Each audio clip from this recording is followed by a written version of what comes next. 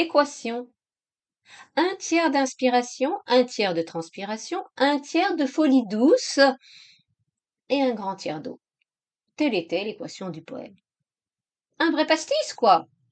Crois-tu que le pianoctel ferait mieux? Et pourquoi pas? Avec des parfums. Jasmin, muguet, ylang-ylang, vétiver. Une autre équation du poème? À la recherche de la relativité, tu préféreras l'équilibre du poème, qui toujours retombe sur ses pieds l'un devant l'autre, sans jamais s'arrêter. Regarder l'horizon au loin, respirer, prendre quelques photos. Le poème comme chemin de Compostelle.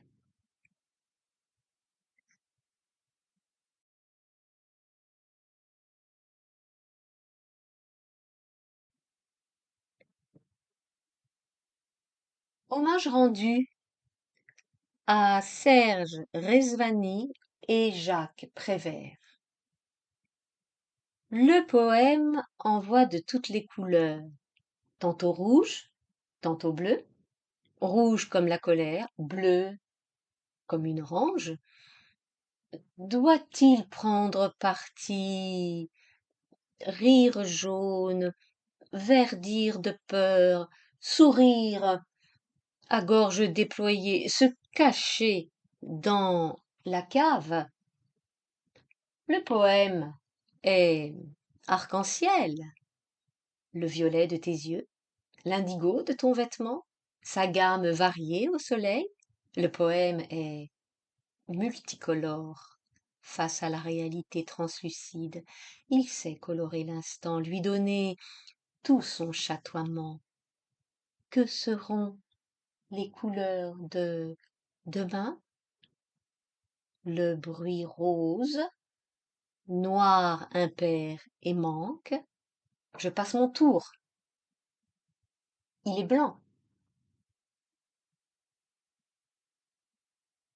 Poème rebelle.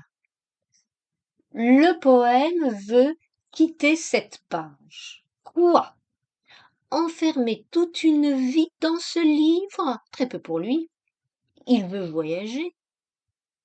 Mais il prendra soin de lui dans les contrées lointaines, face aux bêtes sauvages, aux incendies. Comment se nourrira-t-il dans cette fugue improvisée, sans argent ni moyens? Il manquera certainement à son auteur qui lancera un avis de recherche et essuiera peut-être une larme, mais le poème n'en a que faire. Ne dit-on pas que la poésie est libre? Alors, laisse-le partir, lecteur. Il te remerciera.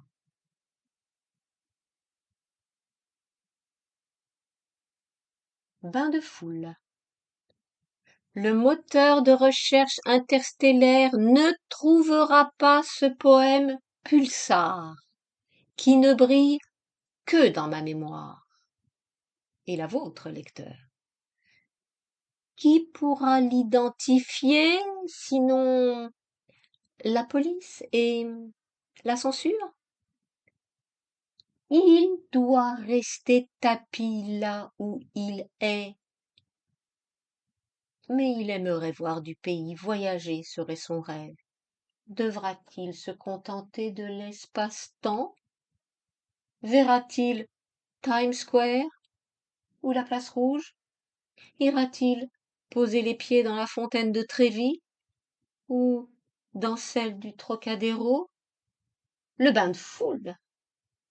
Voilà ce qui plairait bien au poème. Il vint et passa. Pas un mot pour le poème. Le roman poursuivait sa route. L'amertume était perceptible. Le texte vindicatif et familier. La trajectoire restait droite, sans trafic de cigarettes.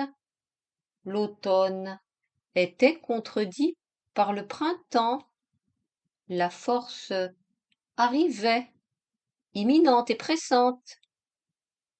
Le poème se débarrassait des feuilles mortes. Il était temps. Fin du sortilège d'hiver. L'hypothèse du silence était dépassée. La matière, l'intensité de la phrase, tel était le roman du poète.